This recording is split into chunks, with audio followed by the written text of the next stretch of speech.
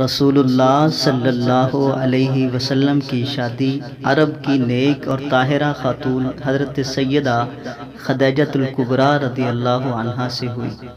یہ دونوں اعلیٰ کردار اور عظیم اخلاق والے تھے، اس لیے ان کی ازدواجی زندگی خوشیوں سے بھرپور تھی۔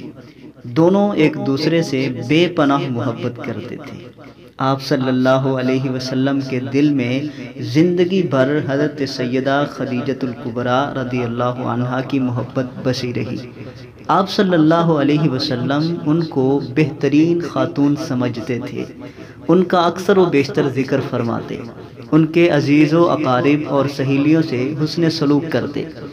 دوسری طرف حضرت سیدہ خدیجۃ الکبریٰ رضی اللہ عنہا کا یہ حال تھا کہ اپنا سب کچھ آپ صلی اللہ علیہ وسلم پر قربان کر دیا۔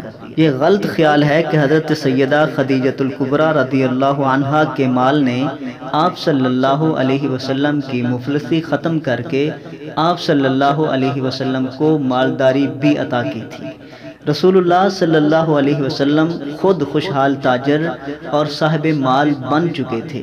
عربوں کا دستور تھا کہ عورت کا مال اس کا اپنا ہوتا تھا۔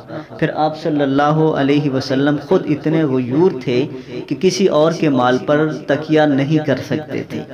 شادی کے بعد بھی آپ صلی اللہ علیہ وسلم تجارت کرتے رہے۔ یہ بات دوسری تھی کہ اب وہ میاں بیوی کی مشترکہ تجارت تھی، اس سے پورے گھر کو مزید خوشحالی نصیب ہوئی۔ حضرت سیدہ خدیجۃ الکبریٰ رضی اللہ عنہا سے آپ صلی اللہ علیہ وسلم کا ازدواجی تعلق تقریباً 25 سال تک قائم رہا، 15 برس نبوت سے پہلے اور 10 برس نبوت کے بعد۔ شادی کے کچھ دنوں بعد حضرت زید بن حارثہ کلبی، جن کی عمر مبارک تقریباً 15 سال تھی، بطور غلام حضرت سیدہ خدیجۃ الکبریٰ رضی اللہ عنہا کے پاس آئے۔ ان کو حکیم بن حزام نے عکاظ کے میلے سے خرید کر اپنی پھوپھی کی نظر کر دیا تھا۔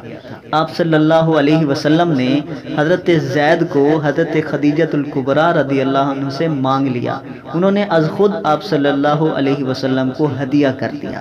کچھ مدت کے بعد حضرت زید رضی اللہ عنہ کے والد اور چچا کو ان کے بارے میں معلوم ہوا تو وہ ان کو لینے کے لیے آئے۔ آپ صلی اللہ علیہ وسلم نے حضرت زید رضی اللہ عنہ کو اختیار دے دیا کہ چاہیں جسے چن لیں۔ حضرت زید رضی اللہ عنہ نے رسول اللہ صلی اللہ علیہ وسلم کی غلامی کو والدین کے گھر آزادی پر ترجیح دی۔ رشتہ دار بخوبی واپس چلے گئے۔ آپ صلی اللہ علیہ وسلم ان کی اس ادا پر اس قدر خوش ہوئے کہ حرم کعبہ میں جا کر قریشی سرداروں کے سامنے حضرت زید رضی اللہ عنہ کو نہ صرف آزاد کرنے کا اعلان کیا بلکہ ان کو اپنا بیٹا بنا لیا۔ اس بنا پر وہ مدتوں زید بن محمد کہلاتے رہے۔ ازدواجی زندگی کے پرمسرت 5 سال ہی گزرے تھے کہ اللہ تعالیٰ نے آپ صلی اللہ علیہ وسلم کو ایک فرزند عطا کیا، جس کا نام آپ صلی اللہ علیہ وسلم نے قاسم رکھا۔ بڑے بیٹے کے نام ہی سے آپ صلی اللہ علیہ وسلم کی کنیت ابو القاسم پڑی، جو عرب ثقافت میں سماجی مرتبہ اور اعزاز کی نشانی سمجھی جاتی تھی، اور معزز لوگوں کو ان کی کنیت سے ہی خطاب کیا جاتا تھا۔ اس کے ایک برس بعد آپ صلی اللہ علیہ وسلم کی صاحبزادی حضرت زینب رضی اللہ عنہا پیدا ہوئی۔ گھر میں بچوں کی موجودگی سے رونق آئی ہی تھی کہ صاحبزادے قاسم کا 601 عیسوی میں 2 سال کی عمر میں انتقال ہو گیا، مگر 602 عیسوی میں اللہ تبارک و تعالیٰ نے اس کے بدلے میں ایک اور صاحبزادی عطا کی جن کا نام رقیہ رکھا گیا۔ 603 عیسوی میں آپ صلی اللہ علیہ وسلم کی تیسری صاحبزادی حضرت ام کلثوم پیدا ہوئی، اور ایک فرزند عبداللہ بھی پیدا ہوئے، مگر وہ جلد ہی وفات پا گئے۔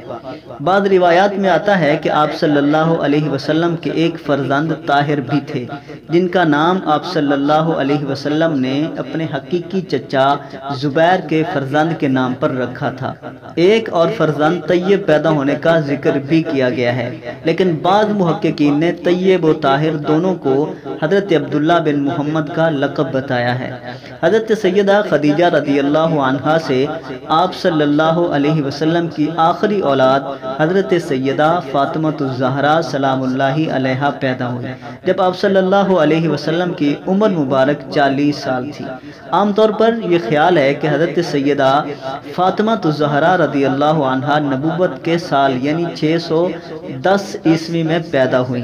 آپ صلی اللہ علیہ وسلم کے گھر میں اپنی اولادوں کے علاوہ حضرت سیدہ خدیجۃ الکبریٰ رضی اللہ عنہا کے پہلے 3 بچے بھی آپ صلی اللہ علیہ وسلم کے ہی زیر سایہ تھے، یعنی ہند بن ابی حالہ، حالہ بن ابی حالہ اور ہند بن عتیق، اور ان کے ساتھ حضرت زید بن حارثہ رضی اللہ عنہ، حضرت ام ایمن جو آپ صلی اللہ علیہ وسلم کی دائیہ تھی، اور بعض دیگر غلام اور آزاد کردہ غلام بھی رہتے تھے۔ حضرت زید رضی اللہ تعالی عنہ تو آپ صلی اللہ علیہ وسلم کے گود لیے ہوئے فرزند تھے۔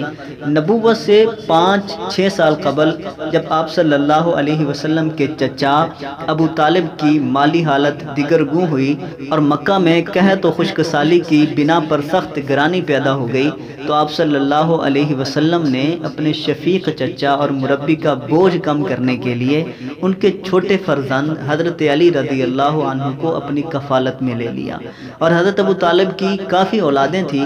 ان کے دوسرے فرزند جعفر کو حضرت عباس رضی اللہ تعالی عنہ نے اپنی کفالت میں لے لیا۔ مکی تجارت میں حصہ لینے کے علاوہ آپ صلی اللہ علیہ وسلم نے دیگر عوامی کاموں میں بھی خوب بڑھ چڑھ کر حصہ لیا۔